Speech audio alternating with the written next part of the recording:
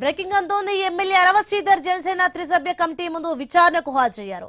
Railway కొడూరులోని Raj residency వద్ద విచారణ జరుగుతోంది. మహిళా ఉద్యోగి చేసిన ఆరోపణలపై అరవ శ్రీధర్ వివరణ ఇవ్వనున్నారు. ఐఎన్ఎస్ ఎక్స్క్లూజివ్ లో మనం చూస్తున్నాం. వారం రోజులుగా ఆయన అజ్ఞాతంలో ఉన్నారు. అయితే పార్టీ ఆదేశాలతో విచారణ కమిటీ ఎదుట హాజరయ్యారు. దీంతో రాజ్ రెసిడెన్సీ వద్ద భారీ పోలీస్ బందోబస్తు ఏర్పాటు చేసిన దృశ్యాలు మనం చూస్తున్నాం. ఇక మరో 30 మంది జనసేన కీలక నేతలను త్రిసభ్య కమిటీ విచారించనుంది. చిన్నగా చిన్నగా చిన్నగా చిన్నగా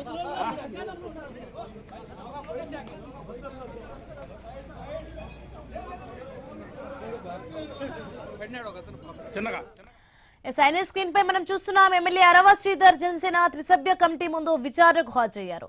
రైల్వే కొడూరులోని రాజ్ రెసిడెన్సీ వద్ద విచారణ జరుగుతోంది. ఇక మహిళా ఉద్యోగి చేసిన ఆరోపణలపై అరవ శ్రీధర్ వివరణ ఇవ్వనున్నారు. ఇక గత వారం రోజులుగా ఆయన అజ్ఞాతంలో ఉన్నట్లుగా తెలుస్తోంది. ఇక పార్టీ ఆదేశాలతో విచారణ కమిటీ ఎదురైతే హాజరయ్యారు మొత్తానికి. ఇక దీంతో రాజ్ రెసిడెన్సీ వద్ద భారీ పోలీస్ బందోబస్తు ఏర్పాటు చేశారు. ఇక మరో 30 మంది జనసేన కీలక నేతలను త్రిసభ్య కమిటీ విచారించనుంది.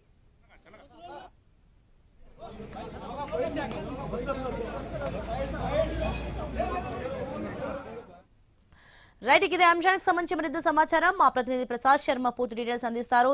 ప్రసాద్ శర్మ, మొత్తానికి జనసేన త్రిసభ్య కమిటీ ముందుకైతే ఎమ్మెల్యే అరవ శ్రీధర్ బాబు వచ్చారు. ప్రజెంట్ సిచ్యువేషన్ ఏంటి అక్కడ?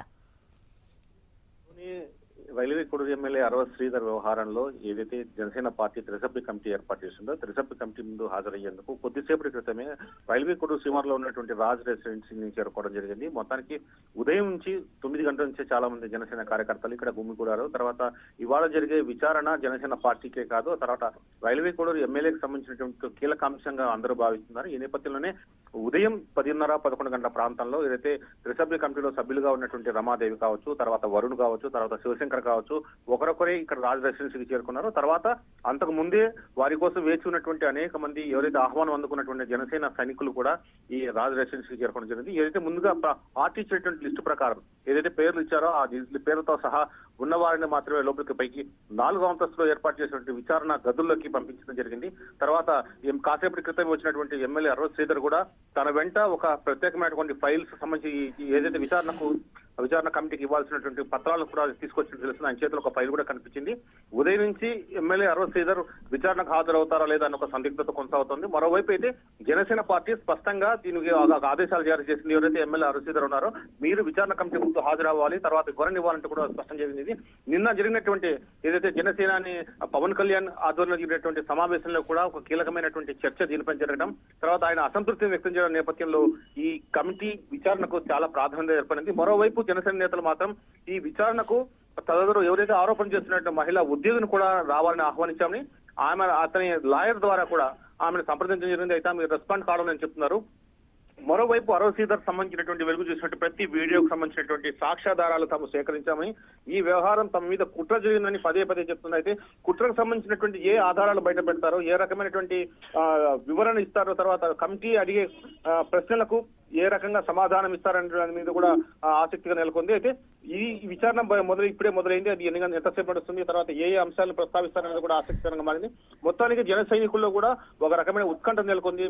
ఇవాళ జరిగే ఈ కమిటీ సమావేశంలో తయారు చేసేటువంటి నివేదిక ఆధారంగా ఎమ్మెల్యే అరవ శ్రీధర్ పై చర్యలు తీసుకునే వ్యవహారం ఆధారపడి ఉంటుంది. కాబట్టి ప్రతి అంశాన్ని సునిశ్చితంగా పరిశీలించిన తర్వాత నిర్ణయం తీసుకునే అవకాశం ఉంది.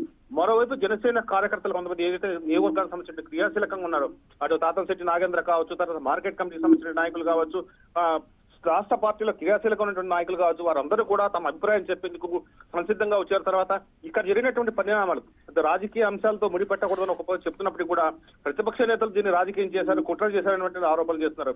ఈ నేపథ్యంలో దీన్ని కూడా ఎదుర్కొనేందుకు, సమర్థవంతంగా ఎదుర్కొనేందుకు ఈ కమిటీ నివేదిక ఉపయోగపడుతుందని స్పష్టం చేస్తున్నారు. మరోవైపు కాసేపటి క్రితం వచ్చినటువంటి అరవ శ్రీధర్ ఏదైతే ఉన్నారో లోపలికి వెళ్తూ వచ్చిన తర్వాత పూర్తి వివరాలు వెల్లడిస్తారు. నేను అజ్ఞాతంలోకి వెళ్ళలేదు, కేవలం పార్టీ ఆదేశించిన మేరకు సైలెంట్ గా ఉండడం తప్ప తను ఎక్కడికి అజ్ఞాతం వెళ్ళలేదని చెప్పి స్పష్టం చేయడం జరిగింది. అయితే మనకు నేరుగా ఎటువంటి ప్రకటన చేయలేదు. వెళ్తూ తోటి వ్యక్తులతో మాట్లాడుతూ ఎంత వేగంగా వచ్చారో అంత వేగంగా 4వ అంతస్తులో విచారణ కేంద్రానికి వెళ్లారు. మొత్తం ఏదైతే త్రిసభ్య కమిటీ సభ్యులు ఉన్నారో, రమాదేవి కావచ్చు, వరుణ్ కావచ్చు, శశంకర్ కావచ్చు, మొత్తం సిద్ధంగా ఉన్నారు. వాళ్ళ దగ్గర క్వశ్చనీర్ కూడా ఉన్నట్టు మనకు తెలుస్తోంది. మరి కొన్ని గంటల్లోనే దీనికి సంబంధించినటువంటి ఒక స్పష్టమైన ఒక అభిప్రాయం వెల్లడే అవకాశం ఉంది. ఎస్ ప్రసాద్ శర్మ, అలాగే చూసుకుంటే మొత్తానికైతే అరవ శ్రీధర్ను విచారిస్తున్న త్రిసభ్య కమిటీ, అలాగే మహిళా ఉద్యోగి చేసిన ఆరోపణలపై అయితే మొత్తానికి ఈ రోజు విచారణకు వస్తారా అనుకున్న నేపథ్యంలో అయితే విచారణకైతే ఎమ్మెల్యే అరవ శ్రీధర్ వచ్చారు. మరి ఈ విచారణ ఎన్ని గంటల పాటు జరగనుంది? అలాగే మిగతా మరో 30 మంది జనసేన కీలక నేతలు అయితే వచ్చారా? వచ్చారు. 30 మంది పైగా జనసేన నేతలు వచ్చారు. కొంతమందిని లోపలికి అనుమతించలేదని ఒక ఆందోళన కూడా కొనసాగుతుంది. కొంతమంది మేము జనసేన కమిటీ ముందు చెప్పడానికి వచ్చాము, అయితే కమిటీలోకి మమ్మల్ని విచారణ కమిటీ ముందు పంపడానికి ససేమని అనడంతో కొంచెం వాగ్వాదం కూడా చోటు చేసుకుంది. పోలీసులు ఏదైతే పార్టీ ఇచ్చినటువంటి లిస్ట్ ఏదైతే ఆ లిస్ట్ లో ఉన్న వ్యక్తులను మాత్రమే పైకి పంపిస్తున్నారు, ఇతరులు ఎవరు పంపించలేదు. కేవలం మీడియాను కూడా కొన్ని విజువల్ తీసుకోవడానికి మాత్రమే అనుమతించారు. మీడియా తర్వాత మొత్తం విచారణ తర్వాత మేమే పూర్తి వివరాలు వెల్లడిస్తామంటూ వెల్లడించడం జరిగింది. దాదాపు 3 నుంచి 4 గంటల పాటు ఈ విచారణ సాగే అవకాశం ఉంది. ఎందుకంటే ఇంట్లో చాలా కీలకమైన అంశాలు ఉన్నాయి. ఒకవైపు అరవ శ్రీధర్ మీద విడుదలైనటువంటి వీడియోలే కాకుండా ఆయన పైన వచ్చేటువంటి కంప్లైంట్ కూడా ఏదైతే సదరు మహిళా ఉద్యోగి జాతీయ మానవ హక్కుల కమిషన్ కు ఫిర్యాదు చేయడం జరిగింది. ఆ ఫిర్యాదు సంబంధించినటువంటి నేపథ్యంలో రాష్ట్ర ప్రభుత్వానికి దీనిపై పూర్తి నివేదిక ఇవ్వమని కూడా ఎన్హెచ్ఆర్సీ కోరడం జరిగింది. ఈ నేపథ్యంలో ఈ కమిటీ నివేదిక ఆధారంగా కూడా ప్రభుత్వం కొంత నిర్ణయాలు తీసుకునే అవకాశం ఉంది. అదేవిధంగా రైల్వే కోడలో అర్బన్ పోలీస్ స్టేషన్ ఏదైతే ఎమ్మెల్యే అరవ శ్రీధర్ తల్లి ఉన్నారో ప్రమీలమ్మ గారు ఇచ్చినటువంటి ఫిర్యాదు మీద ఒక కేసు నమోదైంది. అలాగే సదరు ఉద్యోగి ఒక జర్నలిస్ట్ పై దాడి చేసినట్టు నిర్బంధించినట్టు కేసులో కూడా ఆమె పైన నాన్ బెయిలబుల్ కేసులు, ఈ 2 కేసులు కూడా నాన్ బెయిలబుల్ కేసులు నమోదు కావడంతో ఈమెకు ఏం చేయాలి, తర్వాత ఈ కేసును విచారణ దర్యాప్తు చేస్తున్న తర్వాత ఇప్పటి వరకు పోలీసులకు ఆమె అందుబాటులోకి రాలేదు. దాదాపు 20 రోజులుగా సాగుతున్నటువంటి వ్యవహారంలో పోలీసులు ఒక అడుగు కూడా ముందుకు వేయలేదు. అయితే తమ విచారణ చేస్తున్నాము, సంబంధించిన మాకు అందుబాటులోకి రాలేదని చెప్తున్నారు. అయితే మరోవైపు సదరు మహిళా ఉద్యోగి మొత్తం తమ ప్రతిరోజు ఒక వీడియోను విడుదల చేస్తూ ఒక ప్రకటన చేస్తూ ఒక గందరగోళం సృష్టిస్తోంది. అయితే ఆమె కాల్ డేటా గానీ తర్వాత ఆమె చేసినట్టు మొత్తం వ్యవహారం మీద ఒక ప్రత్యేకమైన కేసులు కూడా నమోదు చేసినట్టు పోలీసులు చెప్తున్నారు. Right, thanks for the information Prasad Sharma. సచివాలయంలో కూటమి మంత్రులతో సీఎం చంద్రబాబు విడిగా భేటీ అయ్యారు.